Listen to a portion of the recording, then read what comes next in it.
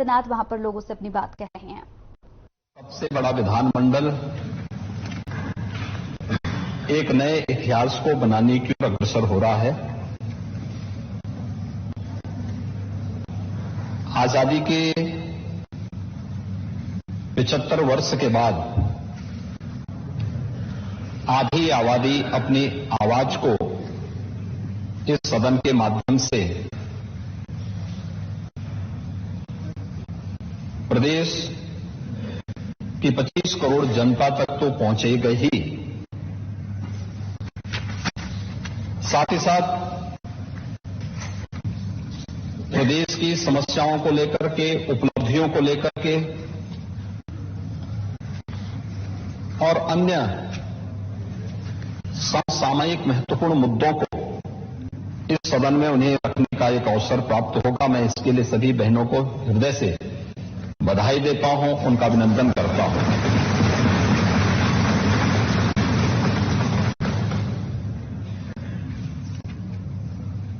वास्तव में यह कार्य बहुत पहले होना चाहिए था और इसलिए होना चाहिए था। आज का पूरा दिन आपने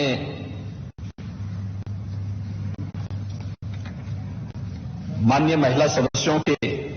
लिए आरक्षित किया है। ये सभी अपनी बात को यहां पर रखेंगे भी,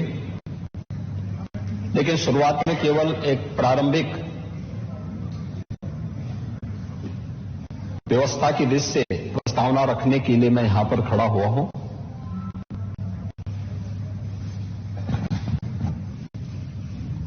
मुझे महर्षि वेदव्यास की पंक्तियां याद आती हैं जो उन्होंने नारी शक्ति के बारे में कहा है, खासतौर पर मातृशक्ति के बारे में, कि नास्ति मातृ समा छाया, नास्ति मातृ समा गति, नास्ति मातृ समम त्राण, नास्ति मातृ समा प्रिया।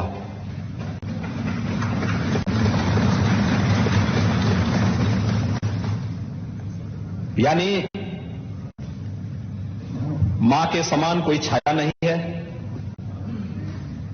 मां के समान कोई सहारा भी नहीं है, मां के समान कोई रक्षक नहीं है और मां के समान कोई प्रिय भी नहीं होता है। और मुझे लगता है कि मातृशक्ति के प्रति अगर ये भाव हर नागरिक के मन में आ जाए तो मुझे लगता है कि कुछ भी असंभव नहीं है। ऐसा नहीं कि ये पहली बार हो रहा हो। आजादी के बाद इस दिशा में बहुत अच्छे प्रयास हुए, काफी प्रगति भी हुई। उन मुद्दों पर आज यहां पर चर्चा भी होगी। लेकिन भारत जैसे देश में हम दुनिया के सबसे बड़े लोकतंत्र हैं। भारत के अंदर बिना भेदभाव के महिला हो या पुरुष, हमारे संविधान निर्माताओं ने भारत के प्रत्येक नागरिक को वयस्क मताधिकार का जो अधिकार दिया था, इसमें महिला और पुरुष के बीच में कोई अंतर नहीं था और सबको इस पर गौरव की अनुभूति होनी चाहिए कि महिला और पुरुष दोनों को भारत के अंदर पहले सामान्य निर्वाचन से अपना मत देने का पूरा अधिकार भारत ने लोकतंत्र अपनाने के बाद से देना प्रारंभ किया। यही नहीं, इंग्लैंड में और दुनिया के तमाम अन्य देशों में महिलाओं को अधिकार बाद में मिला, भारत के बाद में मिला है। भले वहां लोकतंत्र पहले रहा हो, तो भारत की ताकत का एहसास दुनिया को कराता है, जिसमें हमेशा से, आज से नहीं, वैदिक काल में आप देखिए, वैदिक ऋषियों के साथ साथ वैदिक ऋचाओं को रचने वाली उन ब्रह्मवादिनी ऋषि पुत्री या ऋषि पत्नियों के बारे में हम सब अक्सर चर्चा सुनते हैं, जिन्होंने वेदों के अनेक ऋचाएं रची, अनेक सूक्तों की रचना की। भारत आज जिस वैवाहिक परंपरा को अपनाता है, उसका जो विवाह सूक्त है वह सूर्या सावित्री नाम की एक विदुषी महिला के द्वारा रची गई है। आप याद करिए, उसके बगैर भारत की वैवाहिक परंपरा बिना उन सूक्तों के गायन से आगे बढ़ ही नहीं सकता। ऐसे ही अगर हम देखते हैं, चाहे वह ब्रह्मवादिनी घोषा हो, लोपामुद्रा हो, विश्ववारा हो, अपाला हो, या फिर अनेक उन ब्रह्मवादिनी और वेदों की अनेक रचनाओं को रचने वाली वे सभी महिलाएं जिन्होंने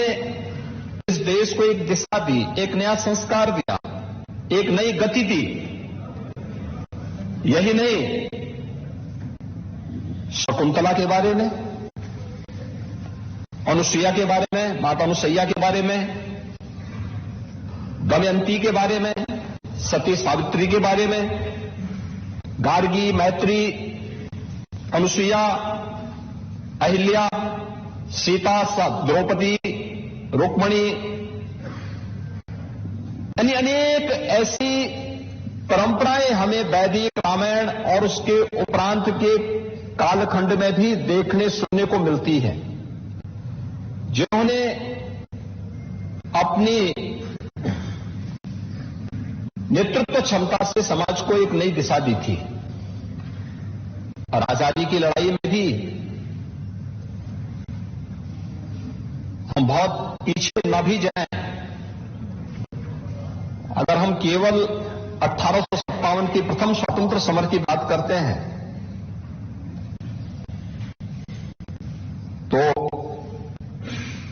उत्तर प्रदेश का हर वासी इस बात पर गौरव की अनुभूति करता है कि झांसी की रानी लक्ष्मीबाई, जिन्होंने उस कालखंड में उद्घोष किया था कि मैं अपनी झांसी हरगिज नहीं दूंगी, और उसके लिए उन्होंने युद्ध लड़ा, ब्रिटिश हुकूमत को पीछे हटने के लिए मजबूर किया। अनेक ऐसे उदाहरण हैं। उनके साथ जो अन्य अनेक वीरांगनाएं इस युद्ध में लड़ी थी, प्रथम स्वातंत्र समर का नेतृत्व की थी, यह किसी से छुपा हुआ नहीं है। और इसलिए आज जब हम इन सभी मुद्दों पर चर्चा कर, इस सदन में चर्चा होगी और सभी बहनें अपनी अपनी बातों को यहां पर रखेंगी, इस संबंध में कुछ चीजें हैं जो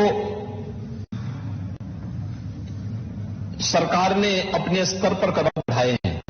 मैंने एक पत्रक भी दोनों माननीय सदन के सभी माननीय महिला सदस्यों के पास भेजा है, मिशन शक्ति के रूप में एक जो नया कार्यक्रम राज्य सरकार के स्तर पर हम लोग संचालित कर रहे हैं और ये कुशलतापूर्वक संचालित हो रहा है। इसके परिणाम भी हम सबके सामने हैं